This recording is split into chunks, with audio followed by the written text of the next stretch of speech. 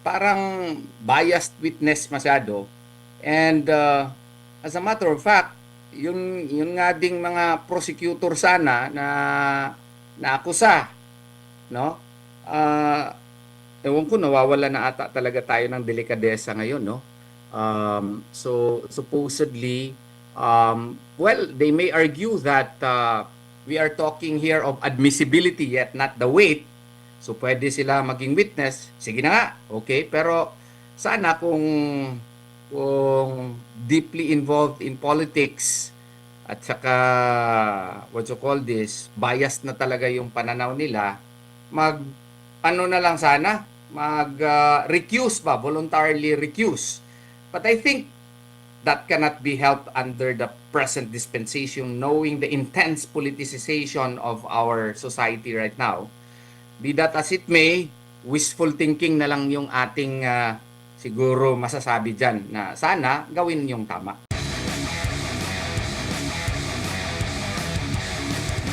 Opo, din ito pong tax records ni VP at ni Second Gentleman Manscarpio. Ano, pakipaliwanag nga po ito, sir, batay po sa batas at sa pag-aaral po nito, to be allowed sa impeachment sa isang Senate impeachment court? Well, na-cite na namin yan, no?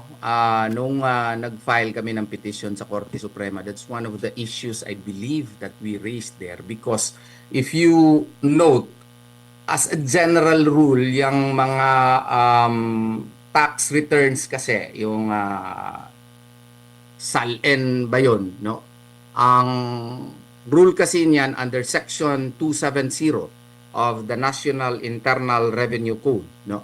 Bawal na bawal po on the part of the BIR, no, to divulge to any person, no, or makes known or any other manner may be provided by law information regarding the business, income, or estate of any taxpayer, no. May exception lang dyan, yung Section 20A, no.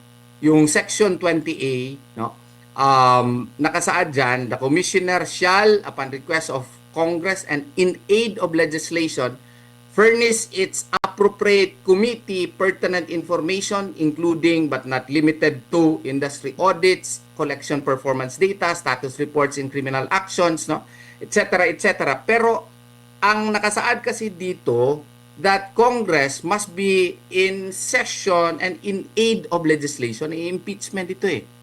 So it does not fall under the exception provided under Section 20A of the National Internal Revenue Code. So medyo delikado po yan. Ang BIR niyan, kung i-disclose nila yan, baka magkaroon ng, what you call this, ng liability. At saka, well, they may use as a reason, hindi naman yung BIR yung nag-o-open no? But nevertheless, the spirit of the law is such that it is still covered by confidentiality rule, and it is my humble submission that such cannot be allowed because another reason also can be provided. Nowhere in the Cabrera complaint as well as in the Saballa complaint did Saballa or Cabrera specify, no, the SALN which are questionable, no? So, since it is not, no ultimate facts was properly pleaded in the Saballa complaint as well as in the Cabrera complaint, then it cannot be used in evidence in any proceeding, much more impeachment proceeding. Yan po ang aking humble stand on the matter. Opo, dito naman po sa isa po sa mga pinagtatalunan ngayon, yung issue po sa presiding officer sa impeachment court. Anong mas makapangyarihan din? Ang Senado to write or to amend the Constitution o yung nakasaad mismo sa 1987 Constitution na ang presiding officer po sa impeachment ay ang Senate President? Yeah, doon tayo kung anong nakasaad po sa konstitusyon po natin, no? Kasi yan is the prime law of the land, no? So, hindi po yan masasubject to amendment by a Senate rules, no? Kaya nga po, kinakailangan na sana naman let us stick to the rule of law wag natin bagu-baguhin yung hindi po nakasaad sa ating saligang batas or sa ating konstitusyon. Opo, lalo pa attorney, alam mo naman, mas nagiging ano ngayon, Dean, ang masang Pilipinos, mas nagiging interesado sa mga usapin ng batas dahil po batas po ang mga issue ngayon sa impeachment ni VP, yung Senate leadership issue, at itong mga bagay-bagay na may kaugnayan po kay former President Rodrigo Duterte. Batas po itong lahat. Oo Dean. nga eh. Kaya nga, inaanyayahan ko yung mga gustong mag-aral ng batas. Dito na tayo sa JMC Law School. Malapit na po kaming mag-open, no?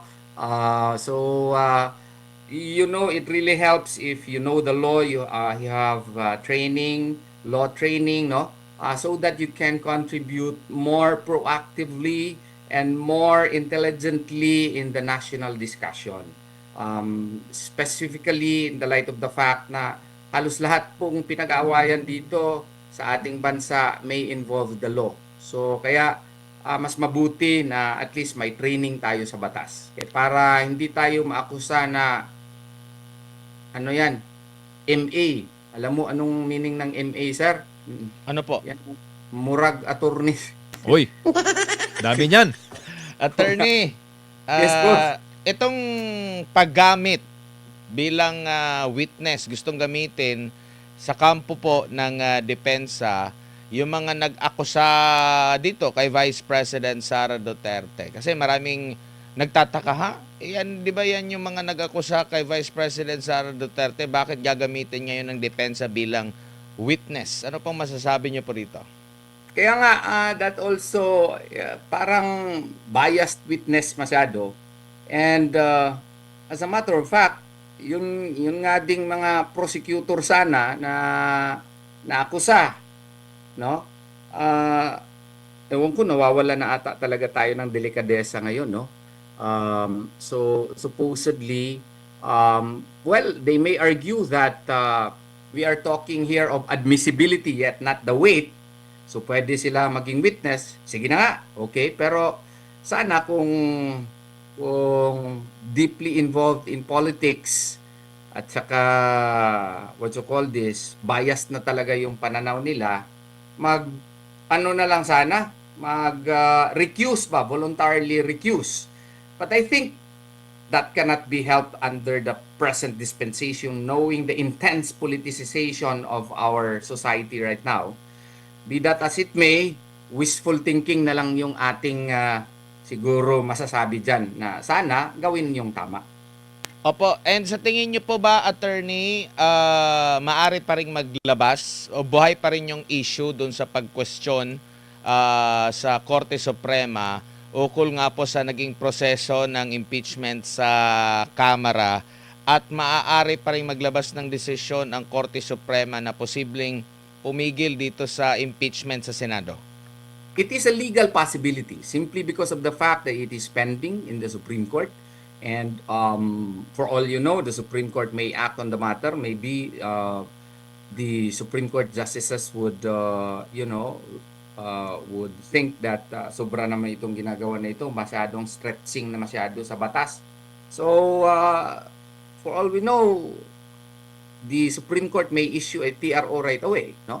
Depende po talaga yan sa ating pinakamataas na hukuman.